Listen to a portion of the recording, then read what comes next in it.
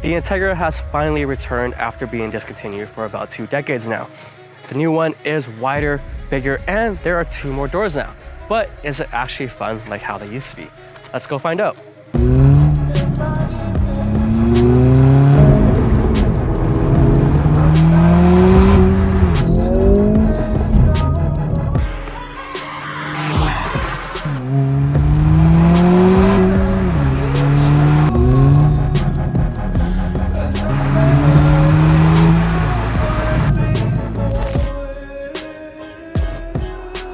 All right, first off, launch control.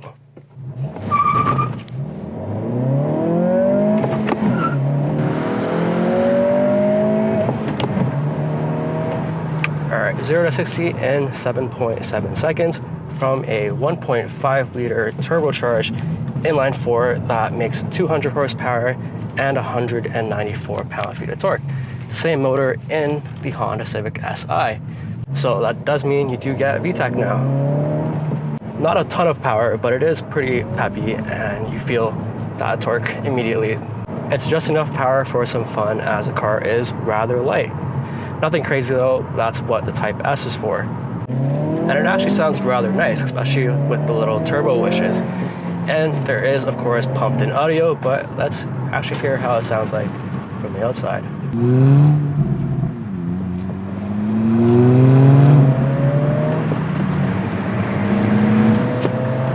It's actually pretty loud for an inline-4. In the manual, the power is regulated by a mechanical limited slip differential, so it can actually carry itself around these corners rather nicely. Manuals typically enhance involvement at the expense of outright speed, and the Integra shifter is worth that trade-off. It's nicely weighted, it's short, and it's actually quite precise. Just like the Si, I do like the shifter in the Integra. It makes it very easy to shift quickly, and there's a nice weight to it. It requires some deliberation, but not brute force. There is also active rev matching, and it works really well, especially when I'm trying to speak to you guys and shift gears at the same time. You can turn off rev matching though, but you do have to go through a vehicle setting menu, and you can only do that when you're at a complete stop. What I'm not a big fan of though is the clutch. It caught me a little bit off guard when I first got into the car with a little bit of wheel spin, and it's not nearly as tactile as the shifter. It's light and extremely short, and it engages pretty vaguely, almost near the top of the pedal. It does take a slight learning curve to get used to, but it just doesn't match the shifter. The shifter is just so good, but the clutch is just meh. The other option that you can go for is the CVT.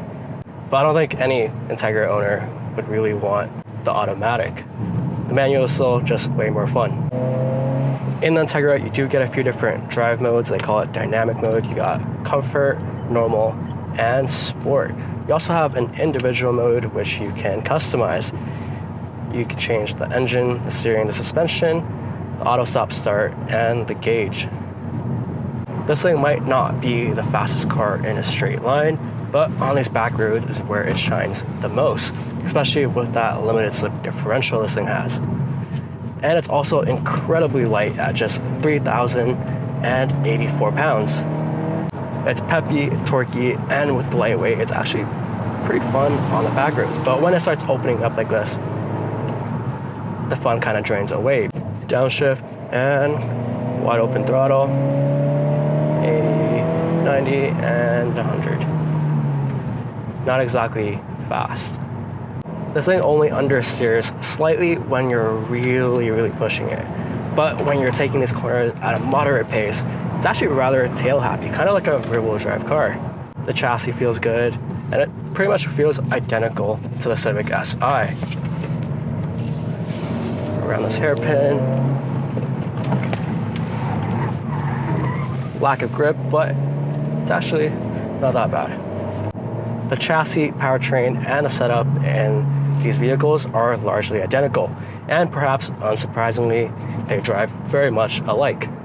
It's nice and fun through these corners, but once the road opens up and you go wide open throttle, there's really not much to give. The adaptive dampers installed on the A-Spec brings a very comfortable ride when you're in comfort, and it stiffens it up quite a bit when you're in sport. That's a very nice luxury car feature that even BMW or Mercedes would make you pay extra for. Overall, when you are just driving like a normal person and not swinging the car around these corners, it's rather refined and comfortable. It's set up perfectly for a mix of daily livability and a little bit of fun on the weekends. But where this car shines the most is the mileage, as it's rated for 26 miles per gallon in the city and 36 miles per gallon on the highway, with a combined MPG of about 30, which is about what we're getting right now. And if you're driving conservatively on the freeway, you could expect 40 miles per gallon. Quite impressive fuel figures for a sports sedan, especially if you're living in Canada or California, with gas being $5 or $6 a gallon right now. Another great standard feature in the Integra is Acura Watch, which gives you a pretty good lane keep assist feature. And if you're driving on the highway, you pretty much have to do nothing except keep your hands on the wheel. And this does have adaptive cruise control, but you do have to shift, and you don't get the traffic jam assist with low speed follow in the manual. Of course, you also get collision mitigation braking system, blind spot monitors, and rear cross traffic alert and parking sensors.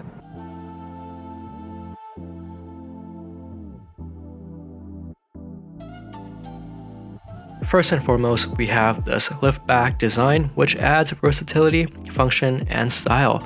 It looks kind of like a coupe or a sedan, but with the characteristics of a hatchback, so you get the best of both worlds. We have these LED taillights that I didn't love at first, but it's definitely grown on me. You have your dual exhaust tips, of course, and we have a fairly large and aggressive carbon fiber duck lip rear spoiler, which really completes the rear end. Coming to the side, it's a fairly compact car, but it's nicely proportioned. Nice body lines that run from the front wheel arches right into the window. Loving the aggressive styling on the side. We do get 18-inch alloy wheels on the A-Spec model. In the front, we have the signature dual LED headlights, of course, and this car does have automatic high beams. And we do have fog lights as well, and I like the Acura front grille a lot. It's quite aggressive, and behind the Acura badge is the radar sensor for your adaptive cruise control system. The whole exterior looks pretty upscale, modern, and it's grown on me quite a bit, especially the new Type S model, because that car looks gorgeous. Okay, stepping aside the Acura Integra, it's definitely an entry-level luxury car, and the materials in here do justify that. Nice and soft touch points pretty much everywhere. You got leather armrests, you got leather armrests here.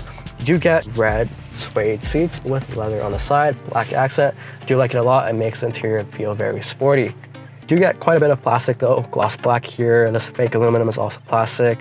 And the interior similarities to a Civic is obvious. There's no denying that. The steering wheel is the exact same that you'd find on the Honda Civic, except with an Acura badge. And the shifter is the same thing. The entire infotainment layout is pretty much Honda. And that's not such a bad thing given how nice Honda interiors are now. You get a 10.3-inch digital cluster. It's pretty nice. You do get the little car emoji thing that you can see when you signal. It also signals with you. And when you brake, you can also see it light up. It's pretty much the same exact setup as you'd find in Hondas, but you do get a heads-up display. It's actually pretty nice and big. You can see your driver's assistance and navigation information there. You do also get traffic sign recognition shown on the heads-up display.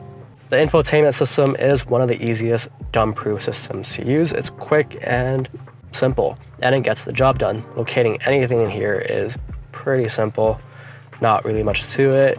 One of the most intuitive systems out there. You do also get a wireless charger in here. You got a USB-C port and a USB-B port, and you also have AT&T powered Wi-Fi hotspot, which also powers the Alexa built in. It's a voice assistance program for the vehicle, and you can use it to play music, get directions, place calls, control smart home devices, and more just by asking Alexa. Since it is an Acura, you do get ELS Studio 3D premium surround sound system with 16 speakers, and like any Acura, they are pretty nice. You also get a sunroof, pretty much a normal sunroof, nothing really special about it. You do get the Honda Civic vents, and you do get this pretty cool textured trim piece that runs across. All right, coming to the rear, pretty nice and wide opening.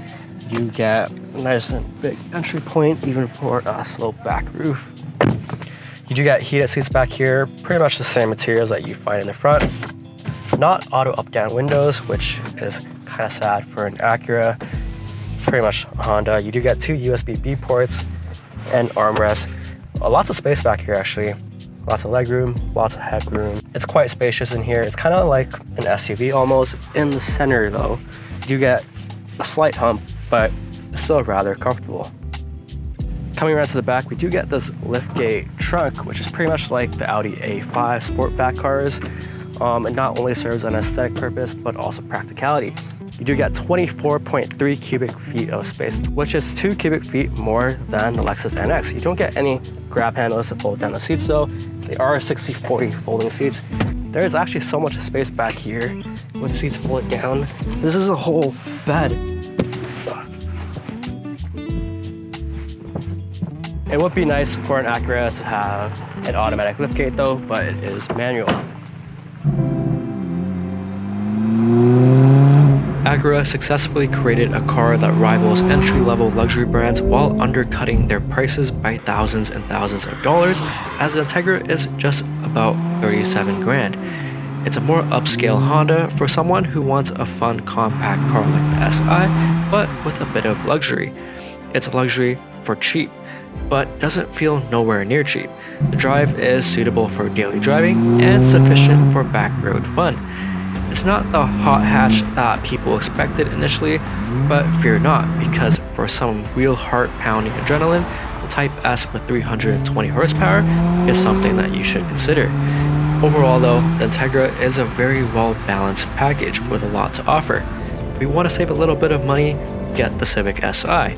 It's essentially the same car, but a little bit cheaper. If you want the extra performance, get the Type S. But this A-Spec Integra is the perfect middle ground, and it's worth every dollar. That's all guys, thanks for watching.